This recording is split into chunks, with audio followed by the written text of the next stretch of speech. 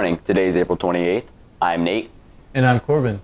We're your hosts for everything sports and Panther news. Last week, the music department took a trip to Disney for a musical competition. After spending 3 days in the parks, it was time to play and sing.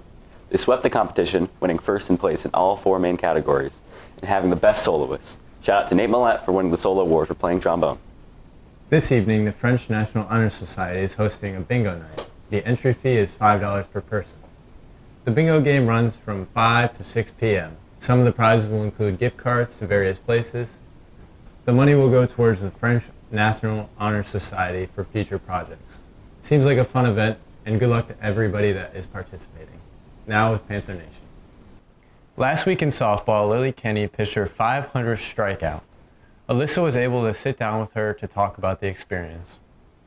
Hi, I'm Alyssa. I'm here with Lily Kenny, who's the pitcher for the Cromwell softball team who just reached 500 strikeouts. So Lily, how did you feel going into the game knowing you could reach 500 strikeouts?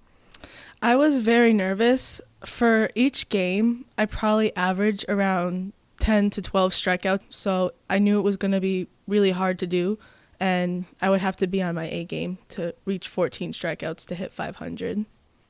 Okay, so what does getting this achievement mean to you? I knew it was going to mean a lot to me to hit 500 because my freshman year was cut short because of COVID, so it means I would have done extra to hit 500, so to be able to do it really feels really good. What mark do you want to leave on the school for future members of Cromwell softball? I want other teams to respect Cromwell softball, and I want future Cromwell softball players to be proud to play for our high school team. So just to leave a positive impact is all I want. Next week in sports, the golf team will compete in back-to-back events on May 3rd and May 4th. Baseball has a home game on Monday, May 21st against HK, while softball will be facing HK away on their field on the same day. Track and field has an away meet on Tuesday, May 2nd at North Branford High School. Boys tennis will be away in Old Saybrook for a match on Monday, May 1st, while the girls will be competing against Old Saybrook at Watchers Park. Boys lacrosse will be playing in North Branford on Tuesday, May 2nd, while girls lacrosse will be battling the North Branford girls at home. Show your Panther pride by getting out to cheer on our Panthers this week. Now back to the desk. In Wethersfield, police are investigating several car break-ins that happened over the past weekend. The police said that they have gotten many calls from reporting that the passenger windows are broken and belongings were taken. Some of the break-ins happened on the streets of Liberty Hill, Two Rod Highway, and Goff Road. While detectives investigate this issue, the police are asking that Wethersfield residents and visitors make sure they lock their cars and remove items from sight. On Sunday, a Twitter account called Space Weather Watch, run by space physicists, predicted that the northern lights would be able to be seen in Connecticut. While the lights usually cannot be seen from here, a solar storm hit the Earth on Friday, causing the northern lights to be visible in Connecticut, as well as most of New England and the Midwest. Now for a look at the weather. This weekend will be a little chilly with chances of rain. On Friday, it will be cloudy with a high of 62 and a low of 47. Saturday has a 70% chance of rain with a high of 52 and a low of 48. On Sunday, there's a 60% chance of light showers with a high of 61 and a low of 54. Recently, meteorologists have found that the deadly flesh-eating bacteria called Vibrio vulnificus has been connected to hurricanes. In 2022, Florida set the record for most people infected by Vibrio vulnificus. Now, scientists say that Hurricane Ian could be to blame.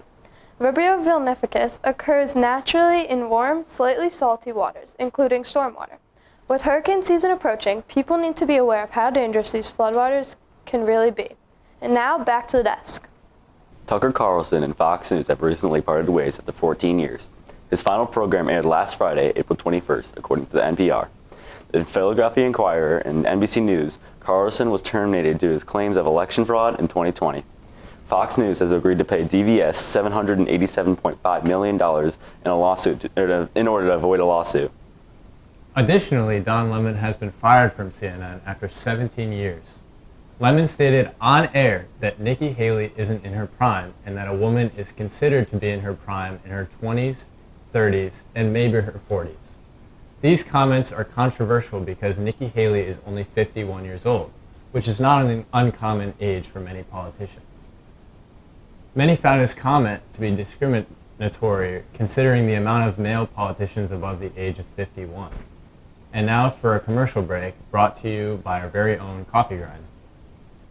I'm gonna have myself a real good time. I feel alive, and the world, I'm turning inside out. Yeah. I'm floating around in ecstasy. So don't stop me now. Don't stop me, 'cause I'm having a good time, having a good time. I'm a shooting star leaping through the sky like a tiger, defying the laws of gravity. I'm a racing car passing by like Lady Godiva. I'm gonna go, go, go. There's no stopping me. I'm burning through the sky, yeah. 200 degrees, just while they call me Mr. Fahrenheit. I'm traveling at the speed of light. I wanna make a supersonic man out of you. Don't stop me now. I'm having such a good time. I'm having a ball.